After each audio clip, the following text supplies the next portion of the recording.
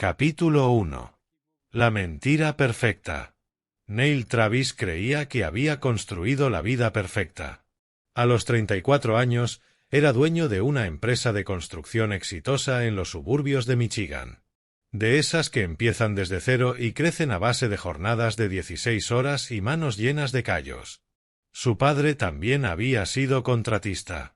Pero el viejo se había bebido la vida hasta morir demasiado pronto, dejando a Neil con nada más que una camioneta oxidada y una promesa hecha a sí mismo: nunca ser débil, nunca rendirse, nunca confiar ciegamente en nadie. Había conocido a Jene Shelton 5 años atrás, en un evento benéfico. Ella estaba como voluntaria, radiante con un vestido azul sencillo, riendo con los donantes mayores. Trabajaba como representante de ventas farmacéuticas, le dijo, y parecía cálida, protectora, perfecta. Se casaron en menos de un año. Su hija, Sophie, nació poco después. Una niña brillante y curiosa, con el cabello oscuro de Neil y los ojos verdes de Jene. Pero últimamente, Sophie había estado enferma. Todo comenzó 6 meses atrás con dolores de estómago inexplicables.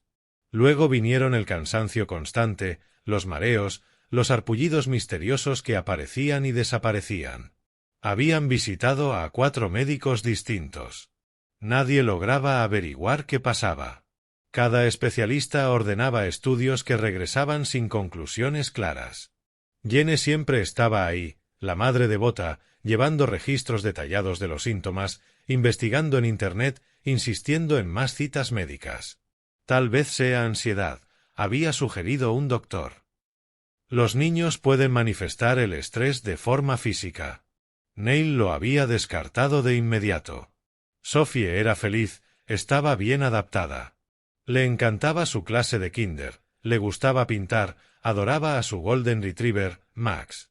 ¿De qué iba a estar ansiosa? Ese lunes por la mañana, todo cambió. Sophie despertó gritando. Todo su torso estaba cubierto por un sarpullido rojo intenso. Ronchas elevadas que parecían quemaduras. Jene ya estaba vestida, ya hablaba por teléfono con el consultorio del pediatra antes de que Neil bajara las escaleras. Nos dijeron que vayamos a urgencias, dijo Jene, pálida. Ahora, Neil. Tenemos que irnos ya. El trayecto hasta el Hospital Mercy General duró 12 minutos que se sintieron como horas. Sophie gimoteaba en su asiento y los nudillos de Neil estaban blancos de tanto apretar el volante. Jene iba atrás, acariciándole el cabello a Sophie, murmurándole palabras tranquilizadoras. En el hospital los pasaron de inmediato a una sala privada de exploración. El médico de guardia era el Dr. Edwin Buster, un hombre de unos 50 y tantos años, con el cabello gris acero y unos ojos afilados e inteligentes. Neil no lo había visto antes, pero las enfermeras parecían respetarlo. Señor y señora Travis, dijo el Dr. Buster, con un tono profesional pero cercano. Voy a examinar a Sophie. Este sarpullido, ¿ha tenido algo parecido antes? Manchas pequeñas, respondió Jene rápidamente, pero nunca así de grave. Hemos ido a muchos médicos. Lo veo en su expediente, interrumpió el Dr. Buster mientras revisaba información en su tableta. Sus ojos se entrecerraron ligeramente. Un historial médico bastante extenso para una niña de 6 años. Algo en el tono del médico hizo que Neil levantara la mirada. Había un peso en esas palabras, un subtexto que no lograba descifrar. El Dr. Buster se giró hacia Sophie y su actitud cambió por completo, volviéndose suave y amigable. Hola, campeona. Soy el Dr. Buster. Voy a revisar tu pancita y tu espalda, ¿de acuerdo? Mamá y papá estarán aquí contigo. La exploración fue minuciosa. El doctor hizo preguntas. ¿Qué había comido Sophie? ¿Dónde había estado? ¿Qué había tocado? Preguntas normales, pero sus ojos volvían una y otra vez hacia Jene, evaluando, calculando. Entonces le preguntó directamente a Sophie. ¿Te sientes enferma seguido, Sophie? A veces, respondió ella con voz bajita. Me duele mucho la pancita. Mamá me da una medicina especial. ¿Medicina especial? El tono del doctor siguió siendo amable, pero Neil notó cómo se le tensaba la mandíbula. ¿Qué tipo de medicina? La rosita, dijo Sophie. Sabe feo, pero mamá dice que me ayuda. Jenny rió con nerviosismo. Es solo acetaminofén líquido, Tylenol infantil para el dolor. El doctor Baster asintió lentamente. ¿Cada cuánto se lo das? ¿Cuándo lo necesita? Tal vez 2 veces al día. Entiendo. El doctor tomó notas. Voy a ordenar unos análisis de sangre. Es un procedimiento estándar para un sarpullido tan severo. Señor Travis, ¿podría acompañarme a firmar unos consentimientos? Señora Travis, puede quedarse con Sophie. Neil siguió al doctor Baster al pasillo. En cuanto la puerta se cerró, el comportamiento del médico cambió por completo. La expresión cordial desapareció, sustituida por algo urgente y profundamente serio. Señor Travis, necesito que me escuche con mucha atención, dijo en voz baja. Voy a darle algo. No reaccione. No deje que su esposa vea su cara cuando lo lea. ¿Puede hacerlo? El corazón de Neil comenzó a golpearle el pecho. ¿Qué? ¿Puede hacerlo? Repitió el doctor. Sí. El doctor sacó un papel doblado del bolsillo de su bata y se lo puso en la mano. Léalo en el baño y luego haga exactamente lo que dice. Estoy llamando a seguridad y a servicios de protección infantil ahora mismo, pero necesito que actúe con normalidad durante los próximos minutos. Neil sintió que el suelo se inclinaba bajo sus pies. ¿Qué demonios está pasando? Al baño. Ahora. Luego regrese y dígale a su esposa que necesita mover el auto o hacer una llamada de trabajo. No me importa qué excusa use. Solo salga del hospital y haga la llamada. El doctor Baster se alejó antes de que Neil pudiera responder, desapareciendo por una puerta exclusiva del personal. Neil se quedó inmóvil en el pasillo iluminado por luces fluorescentes, con la nota ardiéndole en la palma como un carbón encendido. Encontró el baño de hombres más cercano, se encerró en un cubículo y desplegó el papel con manos temblorosas. Señor Travis, su hija está siendo envenenada. El sarpullido es consistente con una exposición crónica a metales pesados, probablemente arsénico o talio. Su historial médico muestra un patrón compatible con el síndrome de Munchausen por poder. Su esposa ha estado enfermando deliberadamente a su hija. La medicina que le está dando a Sophie debe analizarse de inmediato. No confronte a su esposa. Puede escalar la situación si se siente acorralada. Llame a la policía. Diga que está en el Hospital Mercy General, Sala 7. Pida al detective Saul Wilcox. Él se especializa en casos domésticos. Yo mantendré a Sophie a salvo hasta que lleguen las autoridades. No confíe en nadie más, especialmente en la familia de su esposa. Doctor Baster. Neil lo leyó 3 veces. Las palabras no cambiaron. Envenenada. Munchausen por poder. Tu esposa está enfermando a tu hija. Sus manos ya no temblaban. Estaban firmes. Un frío helado le recorría las venas. Pensó en el rostro pequeño de Sophie, pálido y agotado. Pensó en Jenny, amorosa y atenta, siempre al lado de Sophie, siempre dándole esa medicina. Pensó en su padre, débil y destruido por confiar en las personas equivocadas. Neil Travis no era su padre. Salió del baño y caminó de regreso hacia la sala de exploración. A través de la pequeña ventana de la puerta vio a Jenny sentada junto a Sophie, acariciándole el cabello, murmurando algo que no podía oír. Parecía la madre perfecta. Parecía un monstruo con una máscara humana. Neil sacó su teléfono, caminó hacia la salida y marcó al 911. Necesito hablar con el detective Saul Wilcox de inmediato, dijo, con una calma mortal. La vida de mi hija está en peligro, y mi esposa es quien está intentando matarla. Capítulo 2. Comienza la investigación. El detective Saul Wilcox llegó al Hospital Mercy General en menos de 20 minutos, acompañado por 2 agentes uniformados y una representante de servicios de protección infantil. Neil se reunió con ellos en el vestíbulo del hospital, su rostro convertido en una máscara de furia contenida. Wilcox era un hombre delgado, de poco más de 40 años, con los ojos cansados de alguien que había visto demasiada crueldad humana. Señor Travis, soy el detective Wilcox. El doctor Baxter me llamó directamente. Hablemos antes de entrar. Se trasladaron a una sala privada de consultas. Neil lo contó todo: las enfermedades misteriosas de Sophie, las constantes visitas médicas, la insistencia de Jenny en manejar cada aspecto del cuidado de su hija. Confié en ella, dijo Neil, y las palabras le supieron a veneno. Pensé que solo estaba siendo una buena madre. Eso es lo que hace este tipo de abuso tan insidioso, respondió Wilcox. Wilcox dijo con calma profesional. Los perpetradores del síndrome de Munchausen por poder suelen ser vistos como cuidadores devotos. Eso les da atención, compasión y control. Hizo una pausa. El doctor Baxter mencionó a la familia de su esposa. Hábleme de ellos. Su hermano, Walter Shelton. Son muy unidos, quizá demasiado, respondió Neil. Siempre está cerca, siempre llamando. Trabaja en distribución farmacéutica.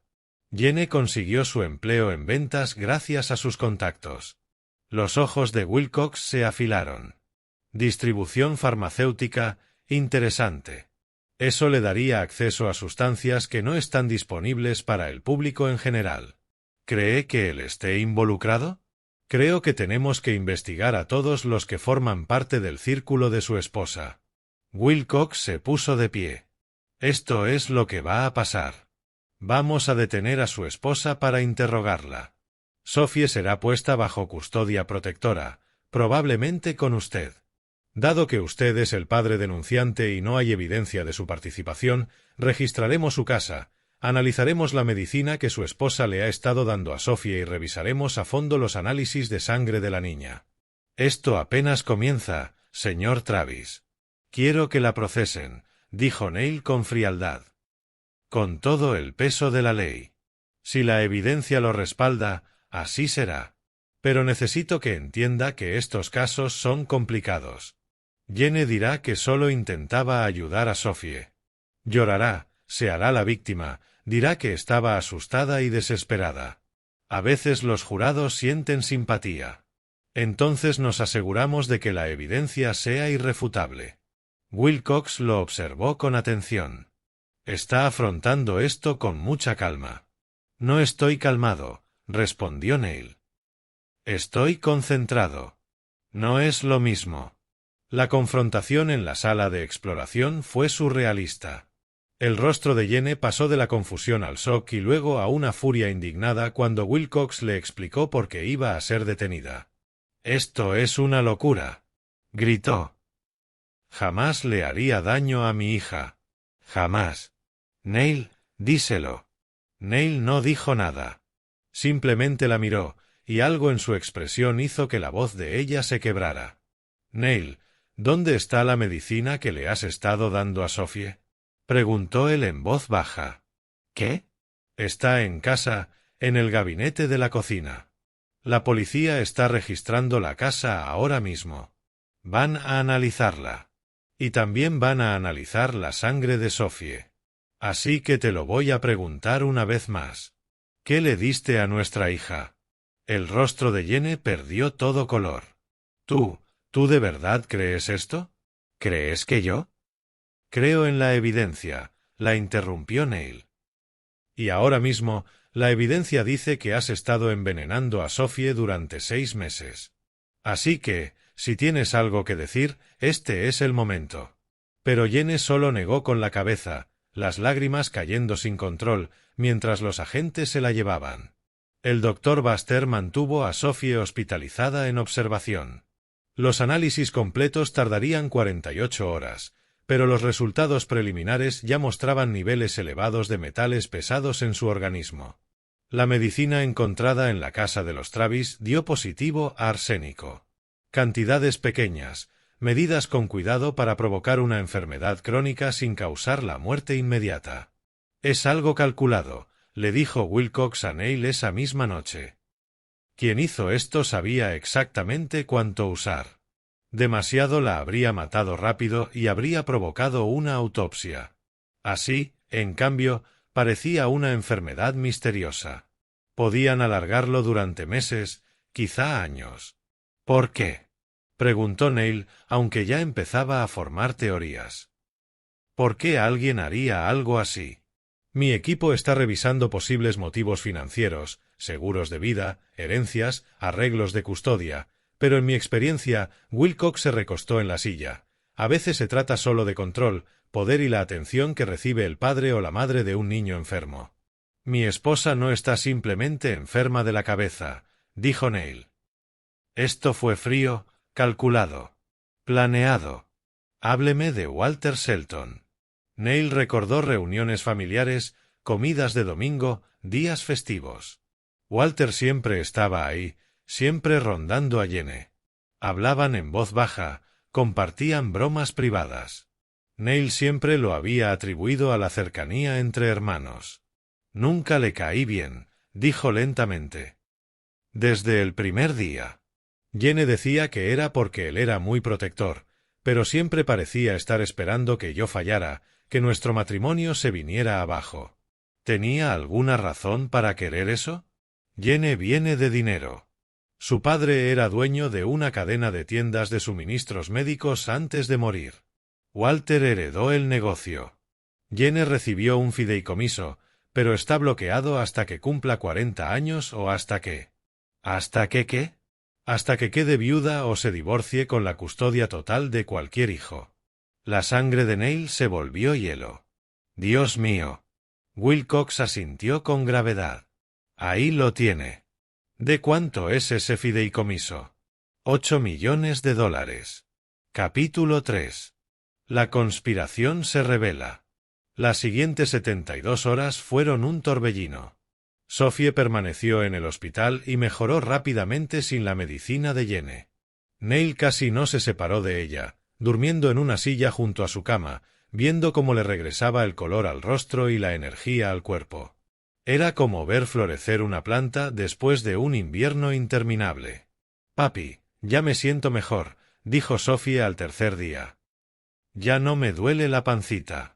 Neil le tomó la mano pequeña y sintió como algo se rompía y se reconstruía dentro de él al mismo tiempo. «Eso es bueno, cariño. Eso es muy bueno». Mientras tanto, la investigación de Wilcox destapó una red de conspiración mucho más profunda de lo que Neil había imaginado. La empresa farmacéutica de Walter Shelton había estado enviándole a Jenny suplementos adulterados con arsénico durante meses, disfrazados como muestras legítimas de medicamentos. Los mensajes de texto entre Jenny y Walter revelaron todo el plan. Él nunca sospechará. Todos creen que eres la esposa perfecta. Walter, cuando esté lo suficientemente enferma, presionamos por el divorcio. Yo obtengo la custodia total. Él queda como el padre negligente que nunca estaba. Luego el dinero del fideicomiso es nuestro. Jenny. ¿Y si no lo logra? Walter, mejor aún. Una viuda desconsolada se queda con todo. Jenny. Neil leyó los mensajes en la oficina de Wilcox. Cada palabra alimentaba la furia fría que se había instalado en su pecho. Estaban dispuestos a dejar que Sophie muriera por 8 millones, dijo Neil. Al parecer, sí, respondió Wilcox, mostrando más archivos en su computadora. Pero aquí es donde se pone interesante. Walter ha estado desviando fondos de su propia empresa, cerca de 2 millones de dólares en los últimos 3 años. Está endeudado con gente peligrosa, prestamistas ilegales, apuestas clandestinas. Necesitaba el fideicomiso de Jenny para salvarse. Así que este era el plan desde el principio. Eso parece. Encontramos correos electrónicos de antes de su matrimonio. Walter aconsejaba a Jenny sobre cómo asegurar su futuro, cómo encontrar a un esposo exitoso pero ocupado, que no prestara demasiada atención a los detalles de la vida doméstica. La traición fue más profunda de lo que Neil creyó posible. Había sido un objetivo desde el primer día. Todo. El encuentro casual en el evento benéfico. El repentino interés de Jene. El romance acelerado. Todo había sido orquestado. Señor Travis, dijo Wilcox con cautela, necesito preguntarle algo. ¿Qué está planeando hacer? He visto esa mirada antes. La mirada de un hombre que está calculando algo más allá del sistema legal. Neil sostuvo su mirada. Planeo asegurarme de que mi hija esté a salvo y de que quienes le hicieron daño enfrenten justicia. Justicia real. La ley se encargará de esto.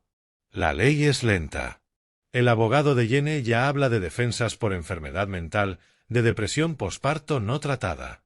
Walter tiene conexiones, dinero para pagar a los mejores abogados. Usted y yo sabemos que podrían salir libres, recibir sentencias mínimas o terminar en una institución psiquiátrica en lugar de una prisión. Neil se levantó. No voy a dejar esto al azar. No haga nada estúpido, advirtió Wilcox. Tiene una hija en quien pensar. Exactamente, respondió Neil. Es en ella en quien estoy pensando. Durante la semana siguiente, mientras Sophie se recuperaba y Jene permanecía en la cárcel del condado a la espera del juicio, Neil puso su plan en marcha. No era un hombre imprudente. Había construido una empresa desde cero siendo inteligente, estratégico y siempre adelantándose 3 pasos.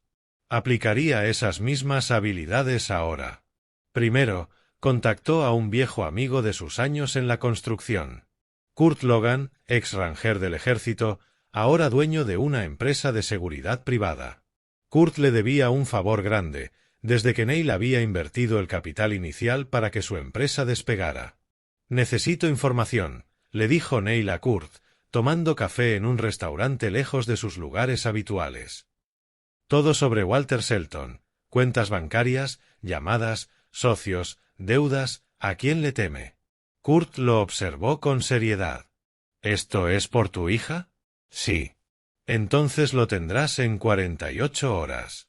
Segundo, Neil contrató a una contadora forense para revisar a fondo los negocios de Walter. Lo que encontraron fue devastador. No solo desvío de fondos, sino fraude, evasión fiscal y distribución ilegal de sustancias controladas. Walter llevaba un negocio paralelo vendiendo medicamentos con receta en el mercado negro. Esto es un caso federal esperando a estallar, le dijo la contadora, una mujer brillante llamada Stella Rich. ¿Por qué traerlo a mí y no al FBI? Preguntó ella. Porque quiero controlar cuándo y cómo sale a la luz, respondió Neil. Quiero el máximo impacto. Usted quiere venganza. Yo quiero justicia. Hay una diferencia. Tercero, y esta era la parte que requería más delicadeza, Neil contactó a las personas a las que Walter les debía dinero. Fue necesario investigar, hacer preguntas bien colocadas en los círculos adecuados, pero los contactos de Kurt finalmente lo llevaron a un nombre, Rogelio Witt, un prestamista ilegal que operaba en Detroit y que le había prestado a Walter cerca de $500,000 en deudas de juego. Neil condujo hasta Detroit en una fría noche de noviembre y se reunió con Witt en el cuarto trasero de un bar que parecía respetable. Witt era un hombre corpulento, de mirada fría y gustos caros. Traje de diseñador, reloj de oro, todo el paquete. Usted es Travis, dijo Witt. No era una pregunta. Así es. Escuché lo de su hija. Mal negocio, dijo, sin una pizca de compasión, solo evaluando. ¿Viene a hablarme de Walter Shelton? Vengo a hacerle una oferta. Walter va camino a prisión, quizá por mucho tiempo. Sus bienes van a ser incautados. Nunca volverás a ver tu dinero. Soy consciente de la situación, respondió Witt con frialdad. Precisamente por eso, Walter ha estado muy interesado en llegar a acuerdos alternativos. Acuerdos que involucran, entre otras cosas, el fondo fiduciario de mi esposa. Witt se recostó en la silla. Entonces, ¿cuál es tu oferta? El negocio de Walter vale aproximadamente 6 millones después de descontar las deudas. Puedo asegurarme de que seas el primero en la lista cuando comiencen los procedimientos de quiebra, antes que los otros acreedores, incluso antes de la incautación federal. Recuperarás tus 500,000 más intereses. A cambio, necesito que hagas dos cosas. Bit arqueó una ceja. Te escucho. Primero, Walter ha estado diciéndole a la gente que tiene protección. ¿Tu protección? Necesito que quede claro que no la tiene. Que si algo le sucede en prisión, no habrá represalias. Quiero que esté vulnerable ahí dentro. Quiero que entienda lo que se siente estar indefenso, como lo estuvo mi hija. Hizo una pausa antes de continuar. Y lo segundo, Walter tiene un abogado, Glenn Tuttle. Es bueno, caro, y trabaja para gente peligrosa.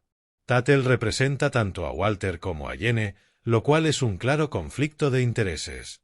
Necesito información sobre los otros clientes de Tuttle, sus métodos, cualquier cosa que pueda llevar a que le retiren la licencia, o al menos, lo distraiga. Bit lo pensó unos segundos. Tuttle también representa a algunos de mis asociados. Puedo proporcionar cierta información, pero quiero garantías de que mi gente se mantendrá fuera de lo que sea que estés planeando. Tienes mi palabra. Esto es solo sobre Walter y Jenny. Nadie más. Se estrecharon la mano. Tal vez era un trato con el diablo, pero Neil había dejado de preocuparse por el color de sus métodos. Esto era por Sophie. Para finales de ese mes, todas las piezas estaban en su lugar. Las deudas de Walter estaban siendo exigidas por la organización de Bit, presionándolo desde todos los frentes. Glenn Tuttle enfrentaba sus propios problemas legales tras denuncias anónimas ante el Colegio de Abogados por violaciones éticas. La defensa de salud mental de Jenny comenzaba a desmoronarse a medida que surgían más pruebas de su planificación calculada. Y Neil estaba construyendo el caso contra ellos en el Tribunal de la Opinión Pública. Concedió entrevistas a noticieros locales. Su rostro era estoico, sus palabras medidas.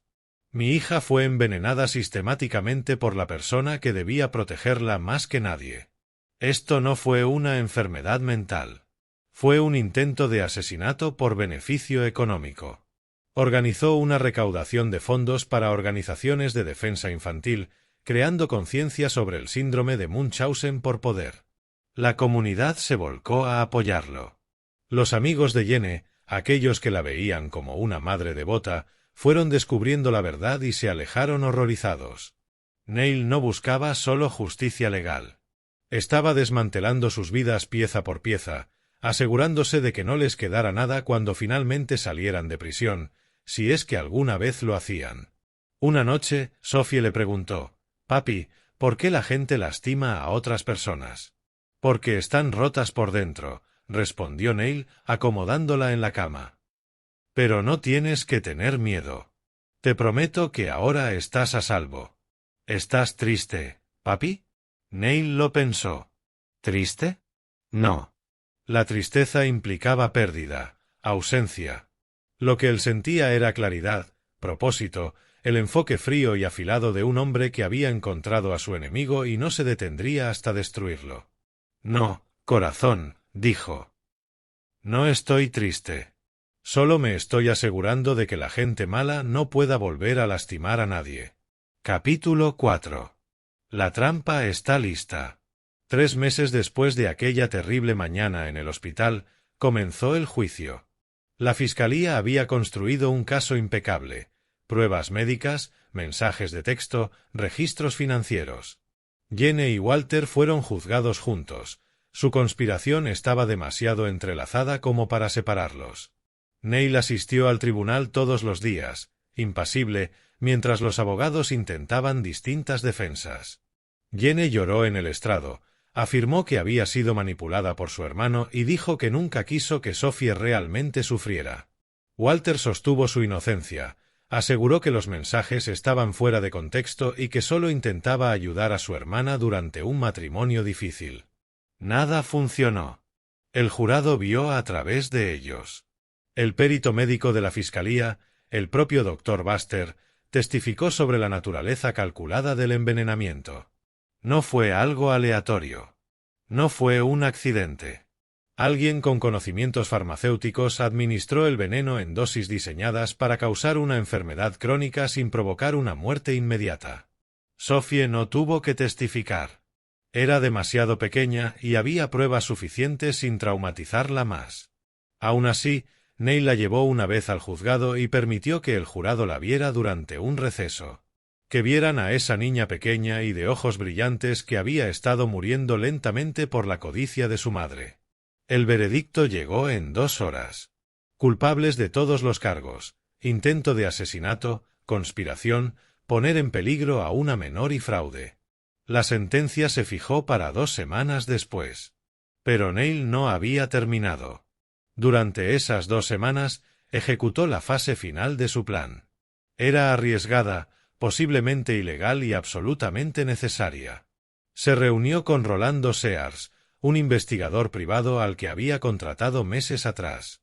Sears había estado investigando a los socios de Walter, a las personas a las que había estafado en sus negocios farmacéuticos, a los adictos a los que había suministrado recetas ilegales. Encontré a 3 personas dispuestas a hablar, dijo Sears, deslizando una carpeta sobre la mesa. Ex-empleados de Walter que fueron obligados a falsificar registros. Un médico al que le suspendieron la licencia después de recibir sobornos ilegales de la empresa de Walter. Y una mujer cuyo hijo murió por una sobredosis de medicamentos que Walter vendía en el mercado negro. ¿Testificarán para cargos federales? Sí. A Walter le caerá un segundo proceso. El caso estatal es solo el comienzo. Bien. Neil abrió la carpeta y revisó la información. ¿Y dentro? Sears dudó. ¿Seguro que quieres seguir por este camino? Te hice una pregunta. Tengo un contacto en la cárcel del condado. Walter está aislado por su propia protección, pero hay formas de filtrar información a la población general. Información sobre lo que hizo. Hazlo. Neil. Hazlo, repitió. Quiero que sienta lo que sintió Sophie. Indefenso. Asustado. Como si nadie fuera a salvarlo. Llegó el día de la sentencia. La sala estaba llena de reporteros, defensores de víctimas y miembros de la comunidad. Jenny y Walter entraron por separado, ambos con uniformes naranjas, ambos demacrados y derrotados. La jueza Miranda Potos, una mujer severa de más de 60 años con fama de dictar sentencias duras en casos de abuso infantil, presidió la audiencia. Escuchó los testimonios del impacto en la víctima, de los maestros de Sophie, de Neil, del Dr. Buster. Cuando le tocó hablar a Neil, se puso de pie y miró directamente a Jenny.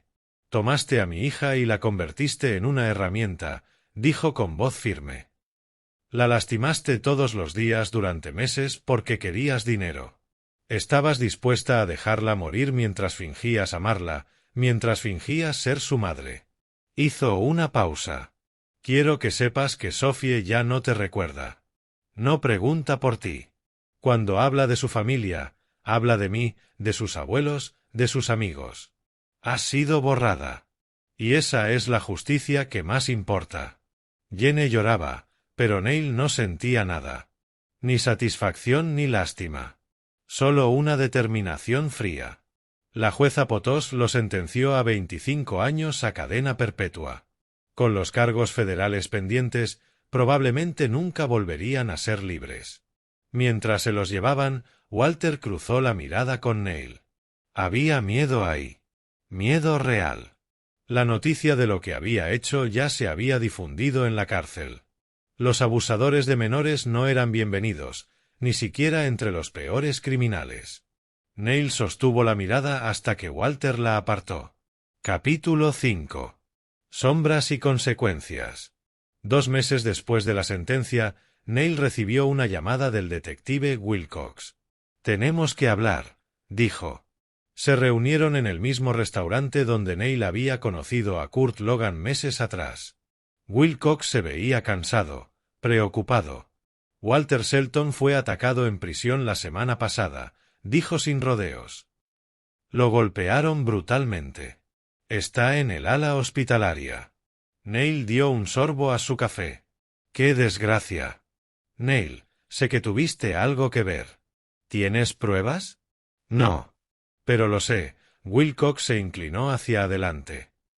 No estoy aquí para arrestarte. Estoy aquí para advertirte. Esto se termina ahora. Nada de justicia por mano propia. Nada de manipular situaciones. Ganaste, Neil. Están en prisión. Deja que el sistema se encargue del resto. El sistema no protegió a mi hija. Yo sí. Y ahora estás cruzando líneas que no se pueden deshacer. Si contratas a alguien para agredir a un preso, terminarás tú en la cárcel. ¿Y qué pasará con Sophie? Eso lo golpeó. Neil dejó la taza con cuidado. ¿Qué quieres de mí? Una promesa.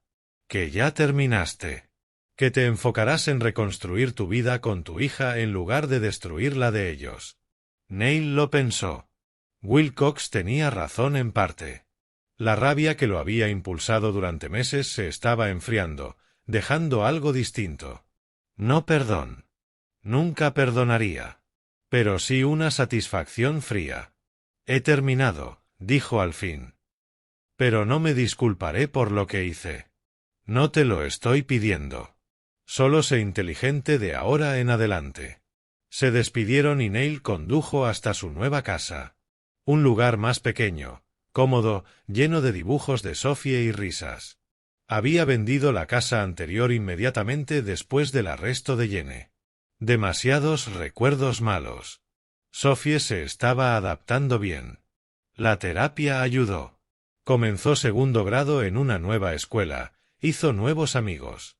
Casi no mencionaba a Jenny. Y cuando lo hacía, era con la confusión distante de una niña tratando de entender la crueldad adulta. ¿Mamá estaba enferma?, preguntó una vez. De alguna forma, respondió Neil con honestidad. Pero no como tú. Ella estaba enferma del corazón y de la cabeza. Me alegra tenerte, papi. A mí también, pequeña. La vida parecía volver a la normalidad. O eso creyó Neil. La primera señal de problemas llegó un martes por la noche. Neil trabajaba hasta tarde en su oficina. Su empresa constructora había crecido durante todo el proceso, gracias al apoyo de la comunidad con contratos y recomendaciones. Revisaba planos cuando su secretaria, Betsy Baldwin, tocó la puerta. Señor Travis, hay alguien que quiere verlo. No tiene cita, pero dice que es urgente. ¿Quién es? Dice que se llama Benjamin McCann. Asegura que fue socio comercial de Walter Shelton. Todos los instintos de Neil se activaron. Hazlo pasar, pero quédate cerca. Benjamin McCann era un hombre delgado, de unos 30 años, con el aspecto de alguien que había pasado tiempo en prisión. Tatuaje subiendo por el cuello, ojos duros, postura depredadora. Se sentó sin ser invitado. Señor Travis, he oído mucho sobre usted. Y yo nunca he oído de ti. ¿Qué quieres? Quiero lo que Walter me debía. $200,000, para ser exactos. Arréglalo en el proceso de quiebra. Ese es el problema.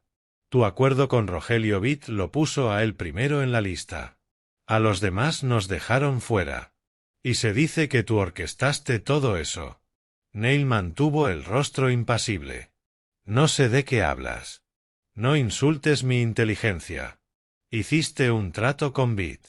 Apuntaste a los federales hacia el negocio de Walter.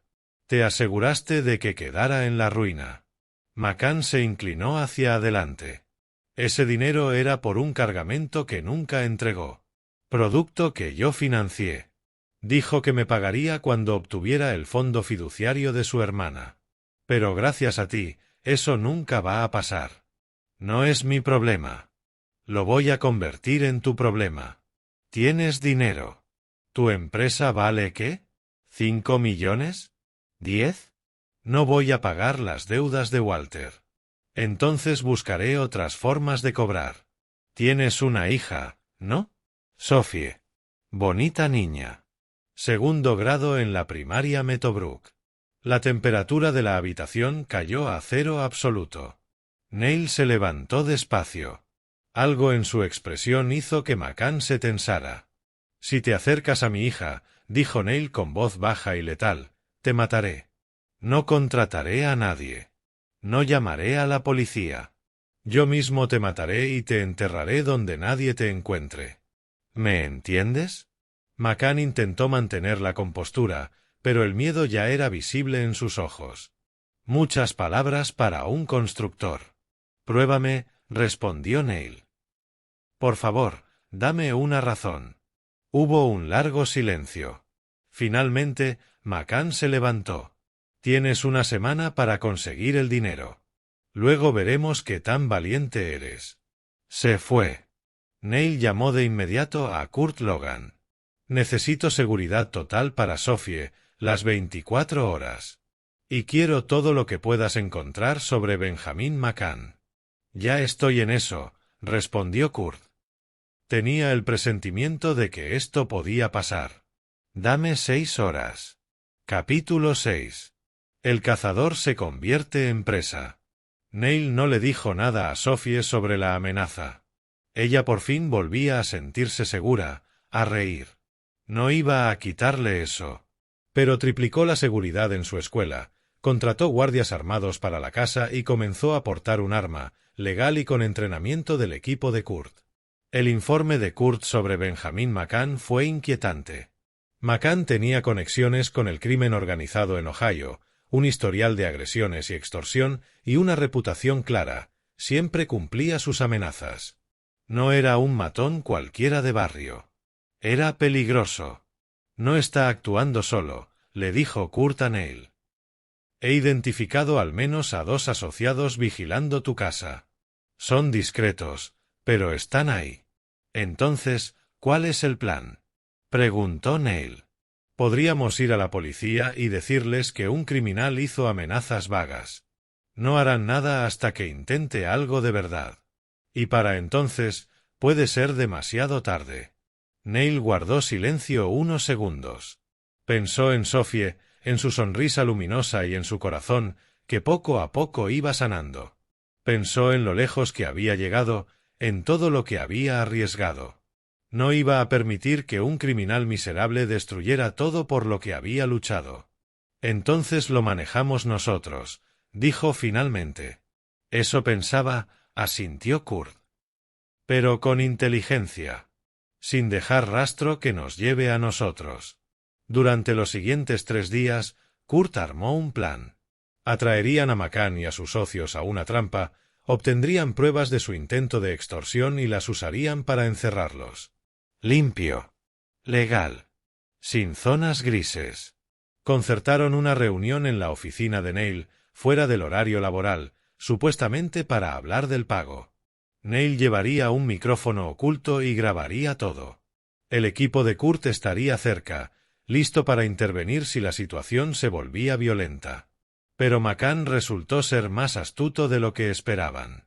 Cuando llegó a la reunión, venía acompañado por 4 hombres, más de los previstos, y revisó la oficina en busca de micrófonos antes de decir algo importante. ¿Crees que soy estúpido?, dijo McCann, encontrando y destrozando el dispositivo de grabación. ¿Crees que no sé cómo funciona esto? Neil mantuvo el rostro tranquilo, aunque por dentro calculaba a toda velocidad. 5 hombres armados, contándose a sí mismo. El equipo de Kurt estaba afuera, pero aún no sabían que todo se había torcido. Hablemos de negocios, dijo Neil. Tú quieres dinero. Yo quiero que dejen en paz a mi familia. Podemos llegar a un acuerdo. El trato es simple, respondió McCann. 200.000 en efectivo para el viernes, o tu hija sufre un accidente. No tocarás a mi hija. McCann sonrió con frialdad. Inténtalo. Fue entonces cuando todo se descontroló. Uno de los hombres de McCann, nervioso, con los dientes en mal estado, sacó un arma. Yo digo que tomemos lo que queramos. Este tipo debe tener una caja fuerte por aquí. Guárdala, le espetó McCann. No lo vamos a robar. Pero el hombre no escuchaba. Estaba drogado, se dio cuenta Neil. ¿Metanfetamina o cocaína? Por sus pupilas dilatadas y sus movimientos erráticos, podía ser cualquiera. Apuntó el arma hacia Neil. Abre la caja fuerte ahora. Neil levantó las manos despacio. Aquí no hay ninguna caja fuerte. Esto es una oficina de construcción, no un banco. Los ricos siempre tienen cajas fuertes, gruñó el hombre. McCann se veía frustrado. Había perdido el control. Vámonos, dijo. Ahora. El hombre nervioso disparó. El tiro pasó de largo y destrozó la ventana detrás de Neil, pero fue suficiente para que el equipo de Kurt irrumpiera por la puerta. Armas en mano, gritos ordenando que todos se tiraran al suelo. Los siguientes 60 segundos fueron puro caos. Los hombres de McCann buscaron cobertura. Se escucharon disparos. Neil se lanzó detrás de su escritorio, con su propia arma en la mano y el corazón golpeándole el pecho. Cuando todo terminó, 2 de los hombres de McCann estaban heridos en el suelo, vivos. El hombre nervioso estaba inconsciente, neutralizado por el taser de Kurt.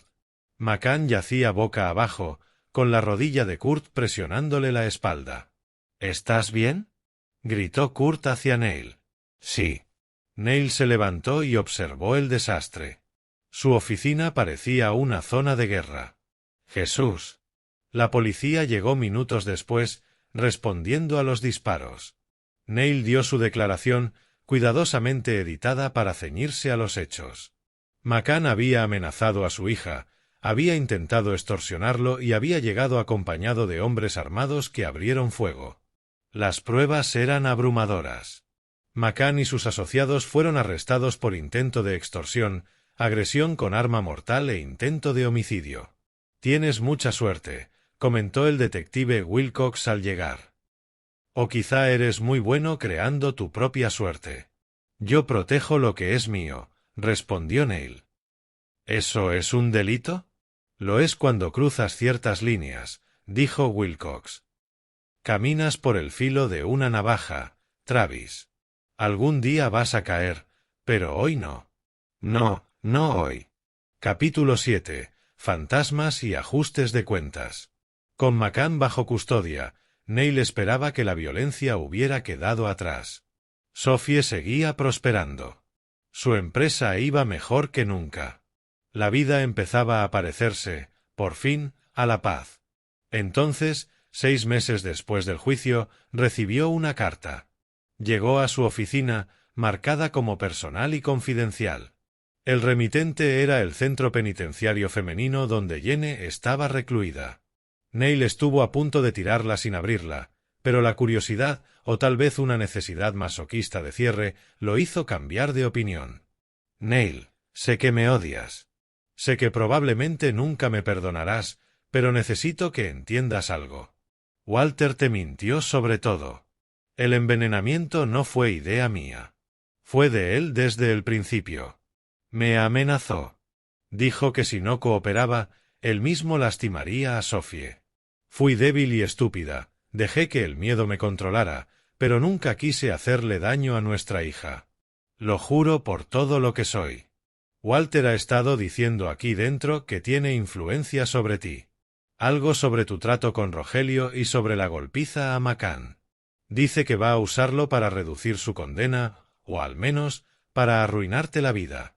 Te digo esto porque, a pesar de todo, Sophie sigue siendo mi hija.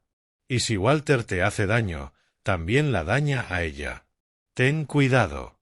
Es más peligroso de lo que crees, incluso desde prisión. No espero perdón. Ni siquiera lo quiero. Solo quería que supieras la verdad. Jenny. Neil leyó la carta 3 veces. Una parte de él quería descartarla como manipulación, un intento patético de desviar la culpa. Pero otra parte, la que había construido un negocio exitoso leyendo personas y situaciones con precisión, percibía verdad en sus palabras. Contactó de inmediato a Wilcox. Necesito saber qué ha estado haciendo Walter Shelton en prisión. ¿Con quién habla? ¿Qué está diciendo? ¿Por qué? Preguntó Wilcox. Neil le mostró la carta. Wilcox frunció el ceño. Podría ser un engaño. Jenny intentando quedar bien contigo. O podría ser real. De cualquier forma, voy a investigar. Hizo algunas llamadas. Lo que encontró fue inquietante. Walter se reunía semanalmente con su abogado, Glenn Tuttle. A pesar de sus propios problemas legales, Tuttle seguía representándolo en la apelación. Y había rumores, persistentes aunque no confirmados, de que Walter estaba ofreciendo información a la fiscalía a cambio de una reducción de condena. ¿Información sobre qué?, exigió saber Neil. Sobre ti. Sobre el trato relacionado con la agresión a Walter en prisión. Sobre tu papel en el asunto de la extorsión de McCann. Yo no tuve participación en eso. Los dos sabemos que la verdad es más complicada que lo que dicen los informes oficiales. Walter es inteligente. Ha ido armando el rompecabezas y está listo para hablar. Neil sintió cómo regresaba la vieja ira, fría y afilada. ¿Entonces qué? ¿Dejo que destruya todo lo que he construido? Digo que la ley no siempre es tan ciega como quisiéramos. Si Walter convence a un fiscal de que has estado actuando como vigilante, rompiendo acuerdos con criminales y orquestando violencia, podrías enfrentar cargos. Entonces lidiaré con eso si ocurre. Oh, dijo Wilcox con cuidado, ¿podrías dejar que yo me encargue de Walter? ¿Encargarte cómo? Tengo contactos en el sistema penitenciario. Gente que me debe favores. Si el abogado de Walter deja de visitarlo, si pierde su vía para negociar, el problema desaparece. Neil lo miró fijamente. Me estás ofreciendo ayudarme a encubrir un delito. Te estoy ofreciendo evitar una injusticia. Walter Shelton envenenó a una niña. Merece pudrirse en prisión. Si su abogado pierde la licencia por violaciones éticas reales, no inventadas, Walter pierde su mejor arma. ¿Por qué harías esto? Porque yo también tengo hijos. Y porque a veces el sistema necesita ayuda para recordar que es la justicia. Fue un punto de quiebre. Neil podía aceptar la ayuda de Wilcox y cruzar esa última línea, pasar de ser una víctima buscando justicia a algo más oscuro. O podía negarse y confiar en que la verdad lo protegería. Pensó en Sophie, en su risa llenando la casa, en la vida frágil y preciosa que había construido para ella. Hazlo, dijo. Pero no quiero saber los detalles. Wilcox asintió. No los sabrás. 3 semanas después, Glenn Tuttle fue inhabilitado. El Colegio de Abogados encontró pruebas de múltiples violaciones éticas, conflictos de interés, comunicaciones indebidas con testigos e irregularidades financieras. Tuttle proclamó su inocencia, afirmó que lo estaban incriminando, pero las pruebas eran contundentes. Sin abogado, la apelación de Walter se estancó. Su posible trato con la fiscalía se vino abajo. Nadie estaba interesado en información de un convicto sin representación creíble. Neil se enteró por las noticias y no sintió nada. Ni satisfacción ni culpa. Solo la fría certeza de haber hecho lo necesario. Jene nunca volvió a escribir. Capítulo 8. El precio de la protección. Un año después del juicio, Neil asistió a una reunión de padres en la escuela de Sophie. A ella le iba de maravilla. Cuadro de honor, muchos amigos, un papel activo en la obra escolar. Su maestra, una mujer amable llamada Daisy Morton, solo tenía elogios. Sophie es muy resiliente, dijo. Sea lo que sea que haya vivido, salió más fuerte. Debería estar orgulloso. Lo estoy, respondió Neil. Al salir de la escuela, notó a una mujer observándolo desde el otro lado del estacionamiento. Era mayor, quizá de unos 70 años, elegante, con los ojos verdes de Jene. Era Marcella Shelton, la madre de Jene. Neil no la había visto desde antes del juicio. Ella había repudiado públicamente tanto a Jene como a Walter, dando entrevistas sobre lo traicionada que se sentía. Neil había asumido que no quería saber nada de ninguno de ellos. Caminó hacia su camioneta, ignorándola, pero ella lo siguió. Neil, por favor. Solo quiero hablar. Se detuvo y se volvió. ¿Qué quiere, Marcella? Quiero disculparme por mis hijos. Por no haber visto quiénes eran, su voz se quebró. Por lo que le hicieron a Sophie. Es demasiado tarde para disculpas. Lo sé. Pero igual las ofrezco. Respiró hondo. He creado un fondo de fideicomiso para Sophie. $5 millones, hasta que cumpla 21 años. Es lo mínimo que puedo hacer. Neil la observó con atención. Había dolor genuino en sus ojos. Arrepentimiento real. Sophie no necesita su dinero. Lo sé. No se trata de necesidad. Se trata de intentar reparar, aunque sea un poco, el mal que causó mi familia. Por favor, permítame hacer esto. Pensó en negarse, pero ese dinero aseguraría el futuro de Sophie de formas que su empresa nunca podría. Universidad, posgrados, lo que ella quisiera. Está bien, dijo. Pero yo seré su tutor legal. Usted no tendrá acceso a ella nunca. Lo entiendo. Marcela le entregó una tarjeta con los datos de su abogado. Gracias, Neil.